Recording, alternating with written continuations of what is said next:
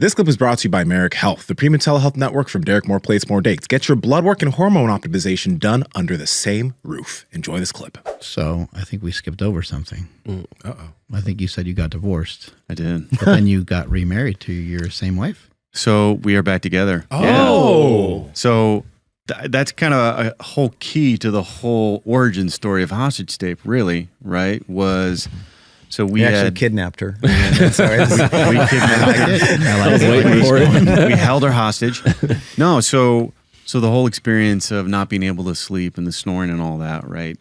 She started to sleep in a separate bedroom, and then it just really killed the intimacy, and just everything kind of went from there, right? So we ended up getting a divorce, and then we were separated and divorced for 2-3 years. Wow. And then we ended up coming back together, and it's been now 1.5 years. And so since we've been back together, we're back together, and I'm not snoring. Mm-hmm. I'm wearing hostage tape every night, and if I don't and I forget, she reminds me. Oh yeah. So what did this before? She's not being held hostage by bad sleep anymore. There you go. Right? Yeah. No, but yeah, it was especially for our kids too. It was huge to be able to give them a good, secure, home environment now, and they're doing amazing in school. Yeah. I got some great kids.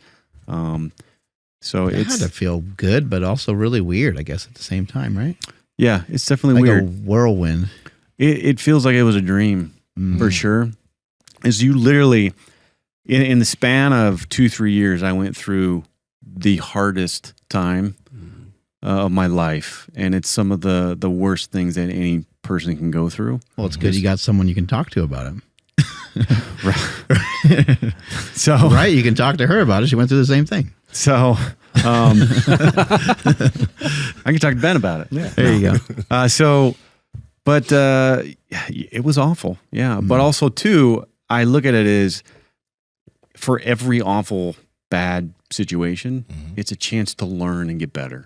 Right. And have a growth mindset about how can I take all of this and become a better man. And I'm grateful that we went through it, because if I hadn't gone through it, then I wouldn't be the man that I'm proud to be today. I wouldn't be the dad that I'm proud to be today. Mm-hmm. I wouldn't be the partner that I'm proud to be today. All of those things. Mm-hmm. So I'm grateful for that. Did you get her to sign the prenup second time around? I'm just kidding. I think one of the things, kind of to piggyback on that, is this idea of adversity and actually how much it can actually help us grow. Because I went through a divorce too, and I just to be honest, it was the hardest thing that I had ever done.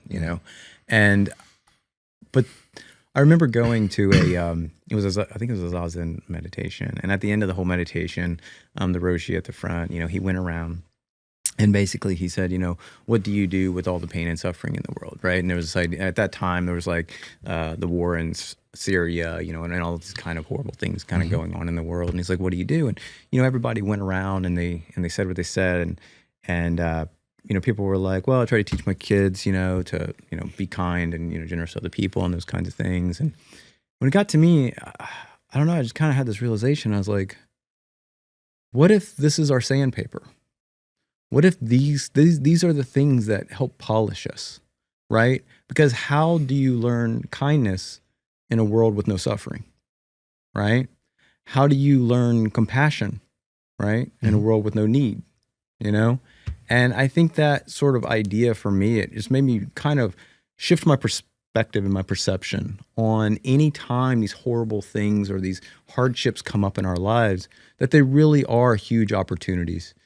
For us to either take a different direction, to learn something new, to get out of our rut, to see our path differently, in our choices, and to grow from them. And I think so for me, I always try to look at any of these challenges as, a bit of sandpaper and polish that can help, make me better. It's easy to feel bad about certain things that you see, but it's also easy to not understand stuff that you see.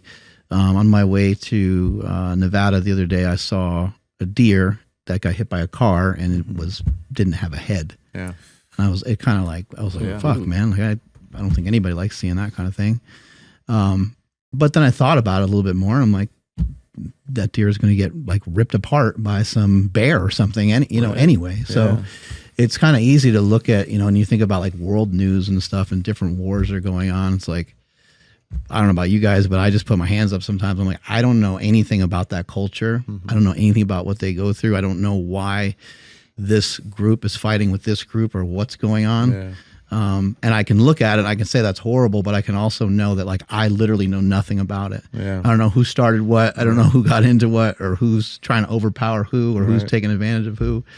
So I just try to just fucking just stay right here and kind of I don't watch the news. keep to myself and not even really watch the news. And if I do see some of it, I don't even bother to try to run it through a filter or anything because I just let it just fucking go. Especially, Hey guys, if you like this clip, go ahead and comment down below and let us know what you liked about it. All right, share this with a friend. Make sure to subscribe to the channel, and also we are on Reddit and Discord. All that's down below. All our sponsors and everyone that supports us down below there too, so you can get whatever you like from us. All right, peace.